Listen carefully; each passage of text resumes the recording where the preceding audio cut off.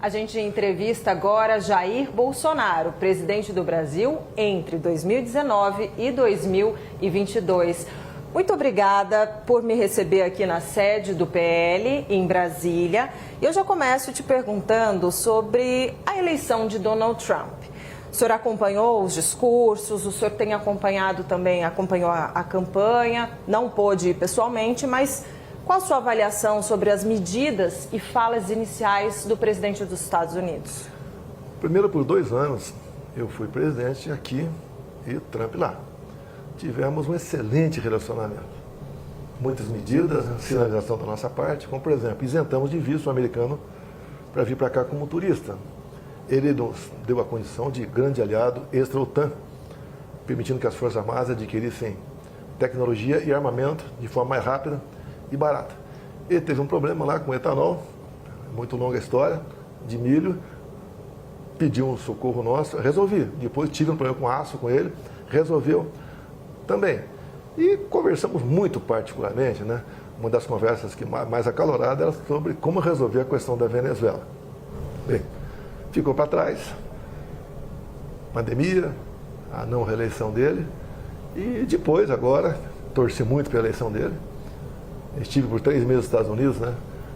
De janeiro a março de 23, conversei com muitos brasileiros lá, e já era um clima favorável a ele, no coração desses brasileiros. Torci, graças a Deus ele chegou, e obviamente eu ouvi todos os discursos dele, o primeiro foi o mais importante, e ele realmente já começou a dar sinalizações claras que é o resgate da América do Norte. E uma coisa que ele fala e reverbera para o mundo todo é a questão da liberdade de expressão. Portanto, é verdade que os grandes CEOs das Big Techs, os donos, já estão perfeitamente alinhados com ele. Acho isso excelente para nós. Então, muita sinalização. Por exemplo, uma coisa que, quando ele falou que vai voltar a explorar petróleo, vai voltar a perfurar. Problema para o Brasil. Nós exportamos petróleo para os Estados Unidos e importamos diesel. Ou seja, a gente não pode aqui ficar de costa, né, fingindo que não existe a margem equatorial para a gente explorar petróleo, ali próximo do Suriname e da Guiana. Entre outras coisas positivas, né, ele botou um fim na agenda woke. Eu digo que eu lutava contra essa agenda antes dela existir. Nós somos iguais, ninguém interessa o que com a minha vida particular ou a tua, né? Somos iguais. E acaba com essa discriminação. Já mandou cortar verbas para ONGs que mexam aqui no Brasil com as causas identitárias, entre ela a ideologia de gênero. Agora, realmente, né, é um discurso de se colocando no lugar dele, de se orgulhar. Gostaria, obviamente, de muita coisa fazer aqui no Brasil, caso tenha oportunidade, Deus me deu a oportunidade de voltar à presidência. No discurso dele, nos decretos que ele já assinou, ele tem uma agenda muito forte em relação à deportação em massa de imigrantes ilegais. E a gente sabe que tem cerca de 230 mil brasileiros indocumentados nos Estados Unidos. Eu queria te ouvir sobre essa preocupação com as famílias desses brasileiros, com esses brasileiros. Qual que é o posicionamento do senhor? Lá é a casa dele, como aqui é a nossa. Quem não está de forma legal tem que buscar uma maneira de se legalizar. Não são apenas brasileiros, se calcula um pouco mais de 10 milhões de ilegais lá. Uma parte disso foi gente que não tinha qualquer qualificação para ir para lá. Empurraram para lá muito tipo de gente que frequentava até presídios em outros países. Então ele está fazendo a coisa certa, foi compromisso de campanha, ele já começou a fazer esse trabalho lá. Você pode ver o Brasil, se você ver a nossa lei de imigração, eu acho que era 16, 17, é uma coisa que é para trás. Se chegar um navio num porto de Santos, com 2 mil estrangeiros ali dentro, que seja de onde for, ele passa a ter direito mais do que nós brasileiros, não pode ser assim. No meu governo, eu não aceitei aqui ou melhor, não aceitei ninguém vir para cá, a não ser um pouco mais de 200 afegãos, que eram cristãos, a pedido de lideranças evangélicas e do judiciário também. Trouxemos esse pessoal para cá. Mais ninguém além disso. São costumes diferentes, são pessoas que não agem conforme a gente age. É pessoas que têm comum se casar com uma menina de 12 anos de idade. Você não pode admitir isso. Isso está na nossa lei, que você tem que respeitar e reconhecer as origens dessas pessoas, a sua cultura, a sua formação, isso não pode acontecer. Agora, se você olhar o que está acontecendo com muitos países da Europa, você cai para trás. Estão perdendo a sua identidade. Alguns achavam que essas pessoas iam chegar lá e ser grato àquele país, muito pelo contrário. Estão com uma agenda própria, cuidando de si e trabalhando para que esse novo pedaço de terra seja semelhante ao que eles ocupavam anteriormente. Então, a Trump não mentiu e está fazendo a coisa certa. Nós não temos esse problema aqui. E eu acho que ele está fazendo o que prometeu e no lugar dele faria a mesma coisa. Eu tô te perguntando dos brasileiros especificamente, né? Porque a gente sabe que muita gente que saiu daqui para lá, porque estava numa condição econômica, social difícil, saíram fugidos, assim como, né, no sonho americano, tentando melhorar de vida, e aí o impacto, te pergunto por eles serem brasileiros, né, mas enfim, não, acho que... É regra do jogo, é a casa dele, ele faz as regras. Soberania, É né? a mesma coisa você, o que tu acha do MSC que invadiu uma fazenda? É permanecer lá dentro ou não? Eles estão atrás de oportunidade, não tinham onde plantar. E o dono da fazenda, como é que fica? Então tem que ser dessa maneira, pô. Quem quer ir para lá, busque uma maneira legal de ir para lá, como temos muitos brasileiros de forma legal. Ó. E eu conversando com esses brasileiros lá atrás, eles eram também favoráveis a não deixar aquela fronteira aberta, em especial que o Biden deixou com o México. Olha, eu apurei e publiquei na CNN um movimento, né, que começou de aliados do senhor para pedir junto ao governo Trump algum tipo de resposta e para caçar o visto do ministro Alexandre de Moraes, o visto americano dele, de familiares dele. Queria saber qual a sua avaliação sobre essa medida. Como eu tenho uma passagem com o presidente, eu não vou dar palpite nem sugestão para o governo Trump. Tá? A decisão é dele. Tem parlamentares lá, sei disso, um pouco mais de 20 estiveram presentes agora, tratando desse assunto. Mas o americano, ele é muito rígido com quem viola direitos humanos. Se eu pegar você agora aqui, levar para um canto, deixar algumas horas confinada, isso é tortura. Quando você vê pessoas condenadas a 17 anos de cadeia, porque estavam com uma camisa verde e amarela e uma Bíblia embaixo do braço, isso é tortura. E muita coisa que já aconteceu lá é semelhante aqui. O próprio 6 de janeiro, o Capitólio, o nosso 8 de janeiro aqui. Lá no primeiro dia, um dos decretos foi anistiar em torno de 1.500 pessoas. Aqui eu espero que não precise chegar um presidente de direita para fazer isso, que o Congresso resolva esse problema agora. Então, quem viola direitos humanos, eu até perguntaria, né? Houve alguma tentativa armada de mudar o Estado Democrático de Direito no Brasil? Não houve. E foram condenados por isso. Então, o americano, ele tem um carinho muito especial com as questões humanitárias. Tem uma coisa que é sagrada para eles, direitos humanos de verdade. Se eu te levar para um canto, deixar algumas horas confinado, isso é tortura. Eu vou ter uma punição drástica por parte aí da legislação e do povo americano. Eu te pergunto, essas pessoas estão sendo condenadas 14, 15, 17 anos de cadeia por estar com a camisa verde e amarela, uma Bíblia embaixo do braço, sem o devido processo legal. Não é uma tortura? Quem está à frente desses inquéritos, onde a mesma pessoa é tudo no inquérito, ela tem agido corretamente ou não? Agora, isso extrapolou, porque se faz um paralelo com o Capitólio, 6 de janeiro, o nosso aqui. Houve excesso aqui? Uma parte depredou, se bem que tudo foi depredado antes do pessoal chegar lá. Parte das pessoas também entraram. Não houve individualização da pena. É justo, nós estamos vendo um jogo de futebol aqui, Palmeiras e Corinthians. Tem um quebra-pau do lado de lá, na arquibancada. E gente ferida. É justo o estádio todo ser punido por causa daquilo?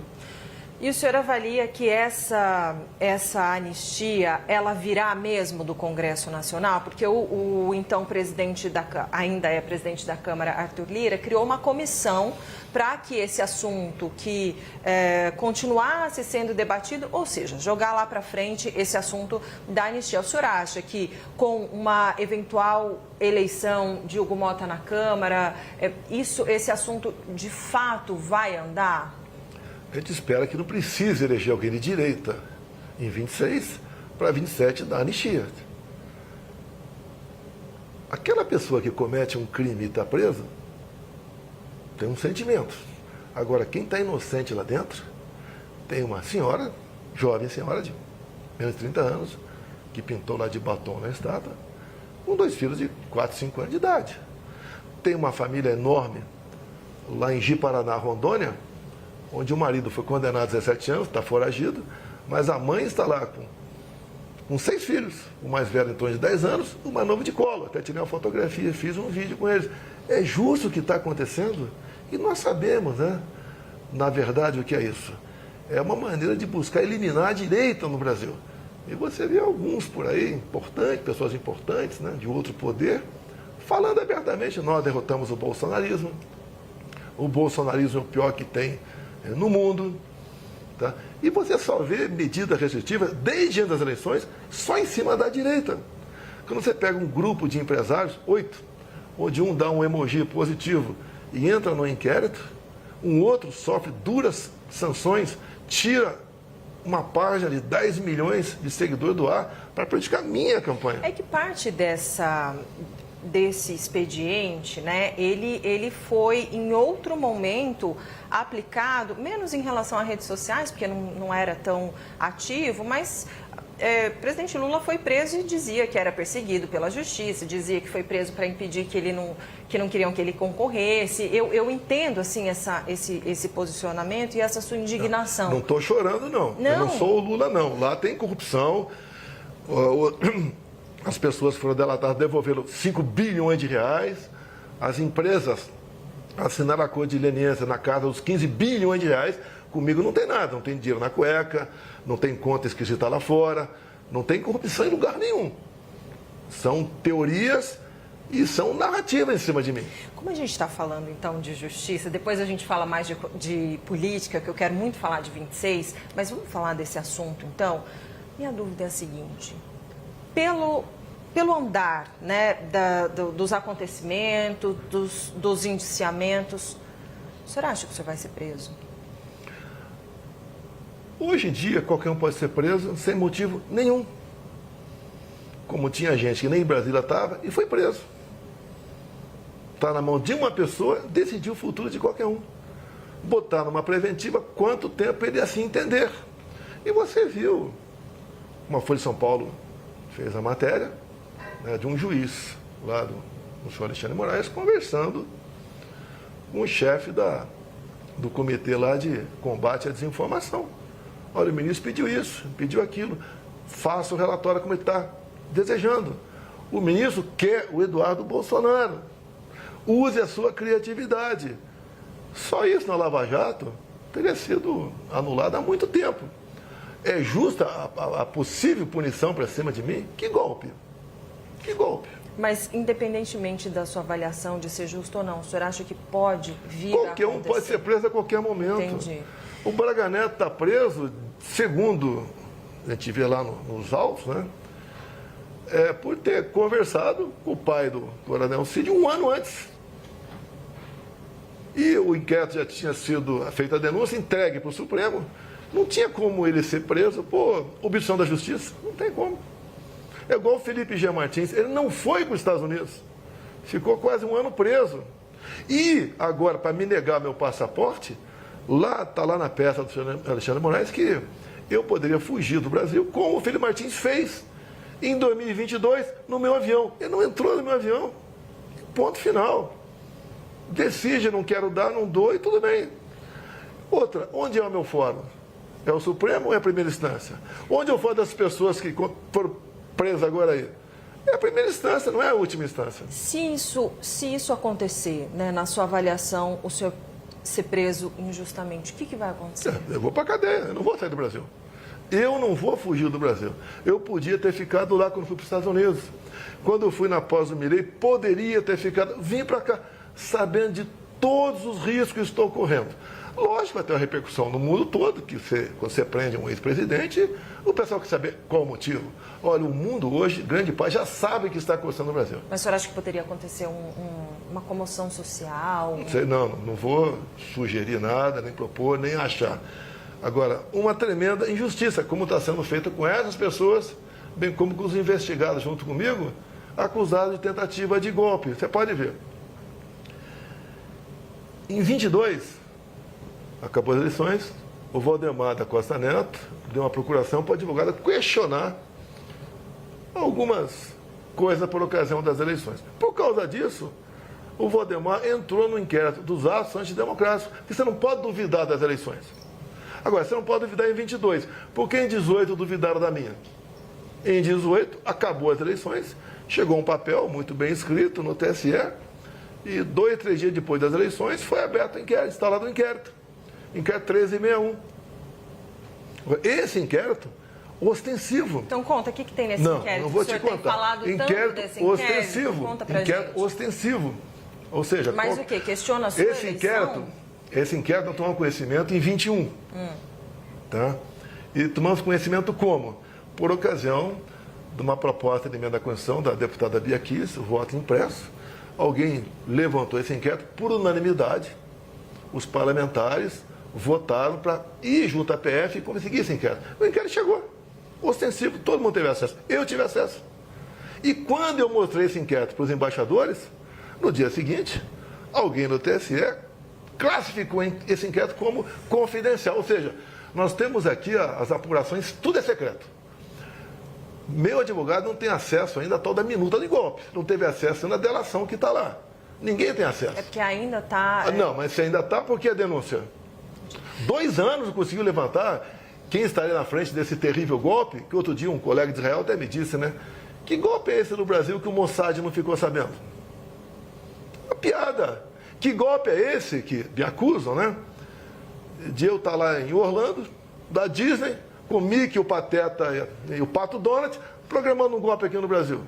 A PF chegou ao ponto de dizer que eu transferi meu dinheiro para os Estados Unidos, mais ou menos 800 mil reais, que eu transformei em dólar, para dar um golpe. Você vai dar um golpe com 800 mil reais? Que seria, pelo amor de Deus, seria para o senhor se manter lá enquanto o golpe estaria. Se alguém quiser dar um golpe, ele ia para qualquer outro. Que PF mequetrefe é essa, hein? Dos Estados Unidos? É o último país para você fazer um ato como esse. Ainda, só para a gente concluir esses temas, né, de investigação, algo que chamou muito a atenção, e eu queria saber se o senhor teve conhecimento em algum momento, a história dos kids pretos, do plano para matar Lula, Alexandre de Moraes e Geraldo Alckmin. Olha, quem porventura escreveu isso aí se responsabilize. Então, o que eu vi na imprensa, isso está na conta do general Mário, né? E lá, pelo que fiquei sabendo, não está o nome desses 3 lá. Dá a entender que seriam eles. Mas o senhor ficou decepcionado? É lógico, ninguém quer. Isso para mim é uma bravata. Uma bravata. Você vai sequestrar e envenenar? Vou te sequestrar e botar um comprimidinho na tua boca? Acontece, pelo amor de Deus. Acontece. Pelo amor já de aconteceu. Deus. Os caras vivem com N seguranças. Sim, mas Um crime impossível. Essa discussão, assim, essa cogitação, né? O senhor fala que sempre jogou nas 4 linhas, etc. Esse tipo de discussão é um pensamento? Falar isso, tudo bem, poderia não concretizar, mas te decepciona? Porque o senhor não pode pessoas com uma certa idade, com a experiência que tem, escrever só umas besteiras dessas. Não tem sem cabimento. Não tem cabimento. Tá? Vamos falar de política? Quero falar sobre... Bom, a gente começou falando sobre Trump, porque eu queria saber o seguinte. Parece que a eleição dele, a vitória dele, agora todo esse movimento, ele deu ainda uma reacendida mais na direita aqui no Brasil. Como o senhor vê esse movimento? Eu acho que no mundo todo, né?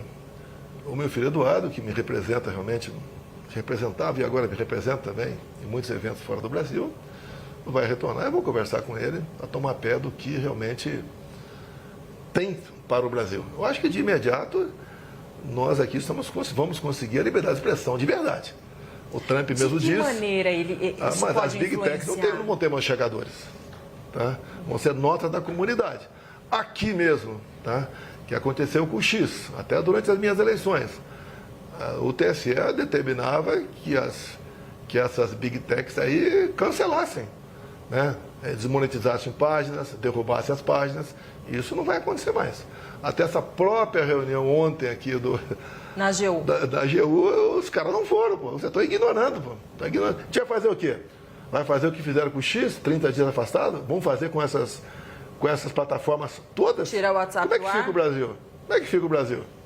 Tá, vamos voltar à Idade da Pedra? Vai ser sinal de fumaça, tambor? Se bem que isso é o interesse também, entendeu? O atual governo aqui está aí. Mas o senhor também o senhor continua sendo uma pessoa que defende muito a soberania do Brasil, né? O senhor como patriota defende muito a soberania do Brasil. Também, a gente tem leis aqui, não é? Tem lei para vocês. Para quem está lá em cima não tem lei não, faz o que bem entende. A questão da legislação, eles nos respeitam, nós temos que respeitá-los também. Quando o Brasil, via Lula, por exemplo, não reconhece o Hamas como um grupo terrorista, que podemos pensar disso? Quando o Lula reconhece o argumento do Lula legitimidade é porque a ONU não reconhece, nas eleições né? venezuelanas, você quer que o pessoal de lá pense o que de nós aqui? O Brasil já perdeu a confiança do mundo. Tá? Esse é um grande problema para todos nós. Tem muita gente falando assim, olha, com a eleição de Trump, ele vai poder pressionar de alguma maneira para que algumas coisas como essa, né, que o senhor disse, da liberdade de expressão, ou, né, de uma liberdade maior das big techs poderem agir diferentemente da nossa legislação. Gostaria de entender, assim, de que maneira o senhor acha que realmente pode inspirar, ou ele próprio, de alguma maneira, influenciar a política ou alguma medida por aqui? Olha, eu tenho alguma liberdade com ele. Quem tem muita liberdade é o Eduardo. Mas nós sabemos o nosso local, né? Nosso lugar. Ele, praticamente sem decreto, achei, a maioria que interessava, alguns interessavam para nós, achei excepcionais. Tem a ver, vai ter reflexo na economia aqui no Brasil. Não há dúvida no tocante a isso aí. Eu jamais vou pedir sanções contra o meu país. Mas, se o governo aqui não mudar, se aqui o lawfare não deixar de existir, vai ter problema aqui dentro. Pode ter certeza disso. Uma coisa eu digo, se eu tivesse movimentado tropas, generais, não sei o quê, ou a tentativa de golpe. Agora, um ou outro escreveu um negócio lá. Comigo você não viu nada. Você não viu eu aí com cabo e soldado na rua aí falando qualquer coisa. Me rotular de golpista, quer me botar 30 anos na cadeia, vai ter pressão de fora. Aqui pode ter retaliação. Aqui é lógico que vai ter retaliação. Aqui, e aí, retaliação em que sentido? Porque olha só, eu não vou dar palpite como o governo americano deve agir ou não. Tá? Quando você perde um mandato, muita gente vira as costas ou simplesmente se afasta de você.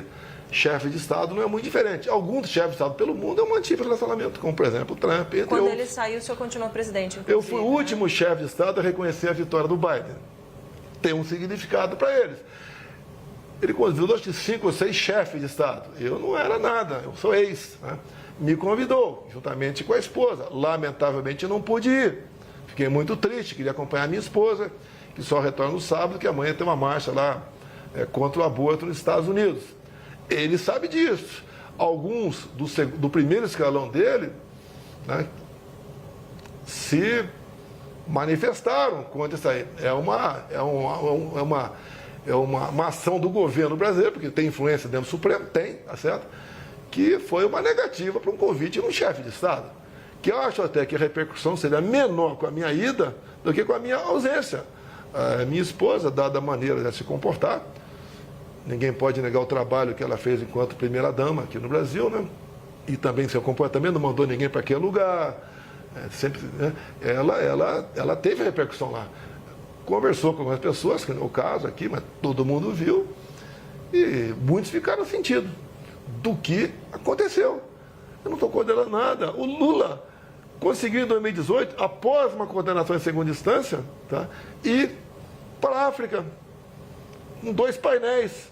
Um painel era unidos para erradicarmos a fome na África até 2025. Vai acabar com a fome da África esse ano.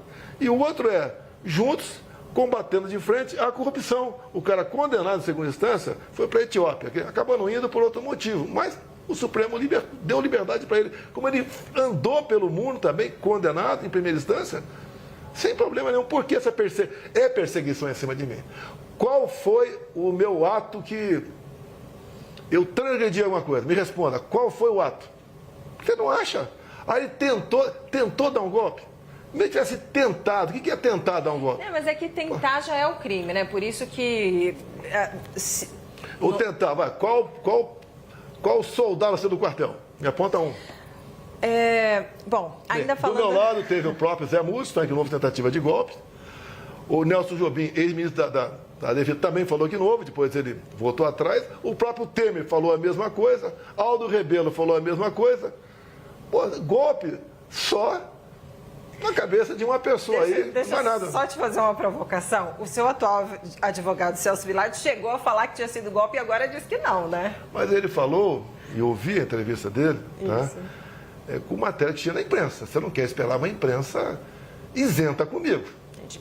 Quando ele falou, quando eu tive acesso aos autos, pensei de maneira diferente e falou outras coisas que é privativo do advogado, né? Certo. Sobre nulidades, tá certo? Inconsistências. Sim, isso inclusive vai ser uma linha, quer dizer, vai continuar sendo uma linha de atuação, né? A questão das nulidades, enfim, que qualquer pessoa, se tiver nulidade, de fato, né, tem que apontar. Agora, falando de política, continuando a gente falando de política, quero falar sobre o cenário de 2026. Minha pergunta é, eu sei que o senhor não vai desistir de lutar até o último momento para se tornar elegível novamente e poder ser candidato à presidência. Isso é algo que o senhor sempre, né, deixa muito claro. Falando sinceramente, que eu sei que o senhor é um homem muito franco, o senhor acha mesmo que dá para até 2026, devido à conjuntura, o senhor voltar a ser elegível? Se eu não for candidato, por uma perseguição de um ministro, que diz que eu abusei do poder político ao me reunir com embaixadores. E a segunda, elegibilidade, abuso de poder econômico. Quando acabou o 7 de setembro, deixei minha faixa na palanque e fui num carro de som, que era do Silas Malafaia, e falei para quase 1 milhão de pessoas. Não gastei um centavo naquilo. Não usei a estrutura do 7 de setembro para falar com o povo que estava ali fora. Isso daí é uma negação à democracia. Quem deve escolher o seu representante é o povo, e não um ministro do TSE. Então, sem a minha presença, é uma eleição parecida com a da Venezuela, onde a Maria Corina e o Capriles foram tornados inelegíveis por 15 anos com a acusação: atos antidemocráticos. Quais foram os atos antidemocráticos? Ocupar o carro de som e criticar o Maduro. E o Maduro, e lá, você só conseguiu descobrir, né, que houve fraude porque o Maduro aceitou há 2 anos, num acordo lá com os Estados Unidos e com a oposição, de ter o voto impresso. E ele riu, né, aceitou o voto impresso e afastou 2 pessoas por inelegibilidade. Já na Nicarágua, é um pouco mais sincero, lá o Ortega. Ele não afasta, nem torna inelegível. Os 7 opositores estão na cadeia. Vamos fazer eleições sem oposição aqui no Brasil? Que sem eu na direita, hoje em dia, não é oposição. Por quê? Eu evito falar nomes, tá certo? Mas eu entendo que é um direito meu disputar a eleição. Eu fui caçado, perseguido o tempo todo. E o último ato dentro da justiça eleitoral foram as inelegibilidades. Mas por que o senhor acha que sem o senhor... Não, sem o senhor entendi. Não seria democrático. Mas por que sem o senhor não tem oposição? O senhor não acha que outras lideranças da direita ou figuras da direita também podem representar a oposição? Cita os nomes. O senhor quer que cite? Vai citando. Tá, vamos lá. Tarcísio de Freitas. Representaria a direita? É um excelente gestor, ninguém nega isso aí. Você tem que conversar com o povo, né? O que acha dele. Se ele está maduro para representar a direita ou não. Ronaldo Caiado. É um estado com pequena densidade eleitoral. Ele é muito bem avaliado lá, mas não sai de lá. Qualquer saída fora dele, né, não tem aceitação, não tem nome. Romeu Zema. Bom administrador também, mas, no meu entender, conhecido mais em Minas Gerais ainda. Se você escolhe o estado do Nordeste, quiser ir comigo lá, você escolhe, a gente vai, você vai ver como o povo me trata. Pablo Marçal. Eu evito conversar sobre esse cara. Por quê? O cara está fora do baralho, não conversa com esse cara. Não. As medidas dele, eu não gosto do Boulos, mas aquele negócio do atestado falso, essa fake dele agora de conversar com o Trump e tinha sido um tempo atrás. Então você tem que ter autenticidade, transmitir realmente confiança à população. Então eu não vou discutir o Paulo Marçal, deixa ele para lá. Eu acolhi um tempo atrás, conversei com ele, ele saiu daqui eu conversei fora com ele. Aí chegou na Câmara, mostrou a medalha, que tinha dado a medalha para ele, que eu estivesse apoiando ele para a Prefeitura de São Paulo. Não dá para conversar com uma pessoa que conversa contigo aqui, lá fora fala outro completamente diferente, né? Tem um baita no potencial, mas ele tem que se controlar. Não está confiável. Depende, pergunta para o povão aí. Não... Gustavo Lima. Conversei com ele um tempo atrás, no dia seguinte, ele se viria ao Senado, no dia seguinte apareceu a candidatura dele para a presidência. Eu tirei o pé. Você precisa, né? Ele tem idade e tem popularidade. Tá? Do resto a gente não conhece, eu não conheço o resto dele. Então, vocês poderiam entrevistá-lo, né? Para saber do que ele pensa, o que ele pode fazer. É um nome, no meu entender, um excelente nome para o Senado, no meu entender. Para a presidência, não sei se está maduro para isso ainda. Ratinho Júnior. Me dou muito bem com ele. Tá? Pode ser um nome. Tá? Pode ser um nome para a direita, pode ser, mas me dou muito bem com ele, um bom gestor também. Mas eu digo, eu não trato desse assunto com ninguém. Até eu falei demais para você aqui, tá? Tem só mais 2 nomes que eu quero pedir. Tá. Vai, você falou que eu podia pedir, então eu vou pedir mais 2 nomes. Um nome interessante, Flávio Bolsonaro. Olha, nasceu em 1981, né? Está com 44 anos, se não me engano, acho que é essa conta aqui. Um excelente nome, preparado, tá? Tem uma experiência, um bom articulador, é um baita do nome. Não é porque é meu filho, assim como o Eduardo também é uma pessoa madura, tá? Tem um vasto conhecimento de mundo, inclusive. Podem ser opções, o Flávio, o Eduardo, pode ser. Sim. Michele Bolsonaro. Eu converso com ela quando ela voltar, agora cheia de saudades, né? Está voltando nos Estados Unidos, eu converso com ela. Eu sei que quando você faz pesquisa, eu vi na Paraná pesquisa, ela está sempre um pouquinho, quase a mais de erro com o Lula. Esse evento lá fora vai dar uma popularidade enorme para ela, tá? Aí eu tenho que conversar com ela, o que eu tenho conversado com ela, nós somos casados, né? Cada um tem sua vida. Não, você casou, você tem que dividir tudo, né? É o mingau ou a falta de alguma coisa, tudo, tá? Então não tenho problema nenhum, estou 17 anos casado com ela, seria também um bom nome, tá certo? Com chance de chegar. Obviamente, ela me colocando como ministro-chefe da Casa Civil, pode ser. O senhor seria ministro da Casa Civil? Dela seria qualquer coisa, que ela mandasse ser, eu seria.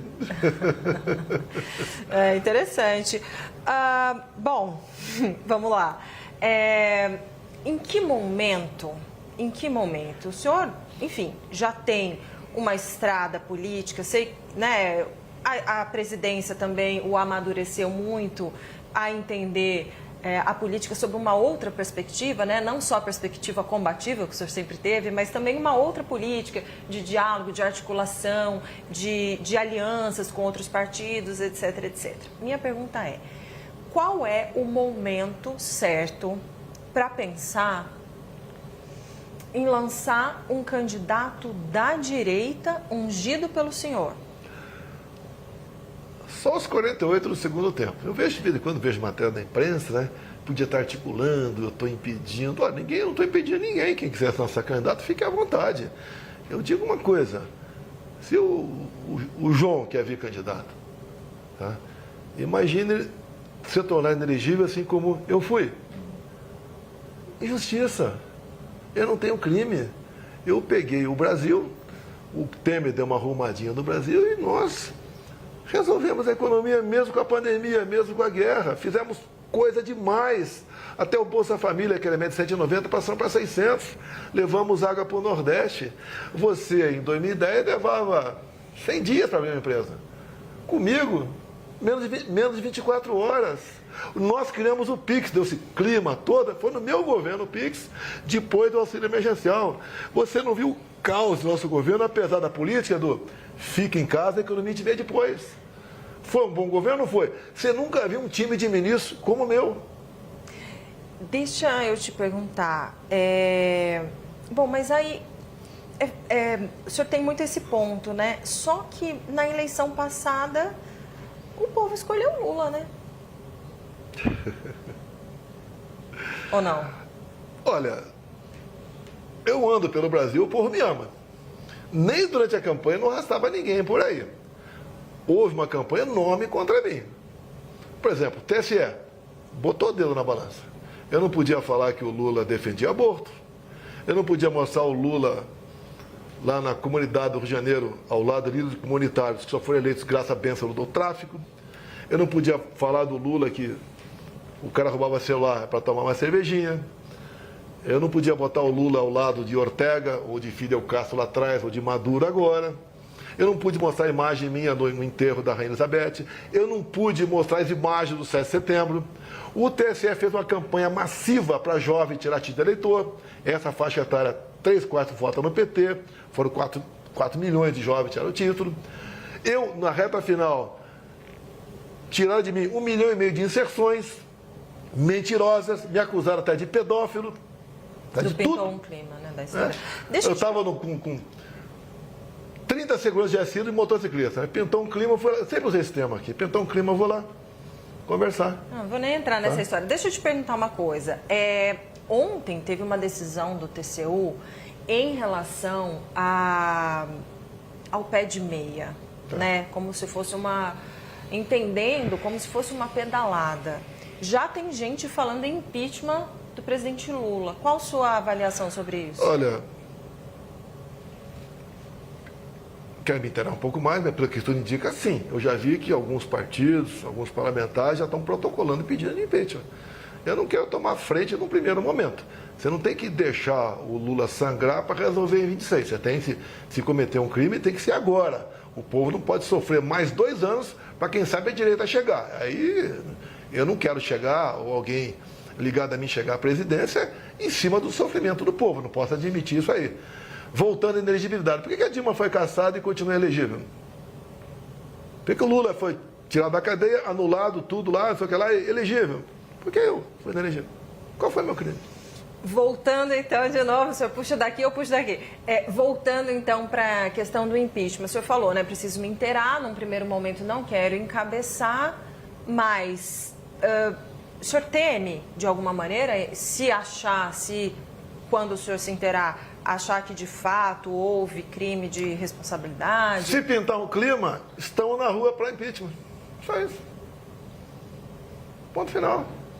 Não pode um presidente ser responsável fazendo um programa desse às vésperas das eleições municipais. Imagina se fosse eu. Tá?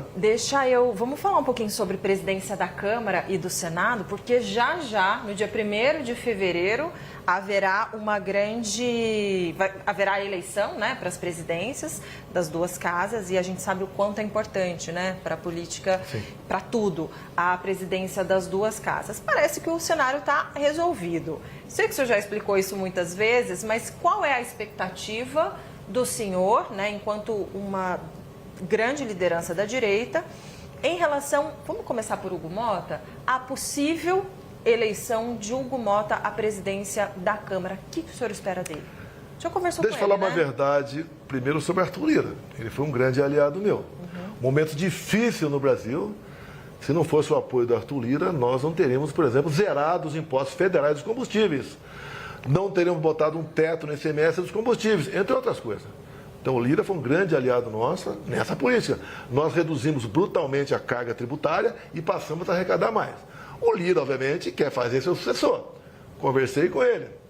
E ele é um grande articulador, e ninguém pode negar isso aí. Conversei com o Tineu Cortez, com o Rogério Marinho, com mais outros parlamentares, e a ideia foi seguir com o candidato Hugo Mota do Lira. Está tudo resolvido até o momento. O senhor conversou com o Hugo já? Já conversei com ele também. O que nós queremos dele? Alguns falam, querem isso, aquilo.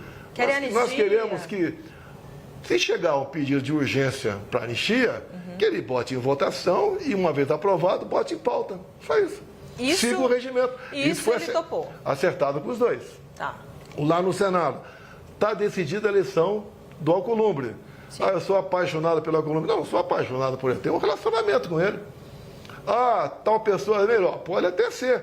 Mas está decidida a eleição lá. E o que acontece? Nós tivemos candidato em 23.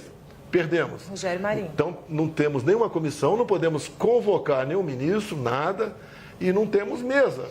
Se nós repetirmos aqui essa tentativa, vão ficar mais 2 anos como zumbis dentro da Câmara. E mais ainda, quando você não pega um cargo na mesa, não, a vice-presidência, a secretaria, outro partido vai pegar, vai se fortalecer contra a gente. Do Senado, o senhor espera o quê? A mesma coisa da Câmara, junto ao Davi Alcolumbre. Botar pautas em votação. Cumprindo as exigências regimentais, não nos deixe de lado. É isso que nós queremos. Olha, eu quero te agradecer imensamente por esse papo. Acho que passamos por vários assuntos, né? Te agradecer. Só uma última pergunta. Quero saber da sua saúde, como é que tá? Eu estou com 69 anos, fazendo 70 daqui a 2 meses. A facada eu sobrevivi por milagre. Furou a mesentérica, tá? Já tive 4 obstruções aqui intestinais, mas eu me considero bem, tá? Apesar da idade. É meu passado de atleta, você ouviu falar isso aí, né? Por causa da pandemia lá, né? É meu passado de atleta. E estou com gás, tá? Para continuar aqui achando a maneira do nosso país se libertar do comunismo, do socialismo, da corrupção, de tudo que tem de ruim aí. Não dá para imaginar um país tão rico como o nosso, o povo viver de forma pobre, não dá para admitir. Tem que mudar isso aí. Obviamente, eu sei que é muito difícil, mas se eu conseguir voltar a ser elegível, eu me elejo. Mas o senhor falava que sentar na cadeira era dor de cabeça, era uma tortura, o senhor quer voltar? Pretendo, porque eu não tenho obsessão pelo poder, eu tenho uma paixão pelo meu Brasil. E sei como fazer a coisa melhor agora, o que eu acho que poucos fariam ou teriam a coragem de fazer.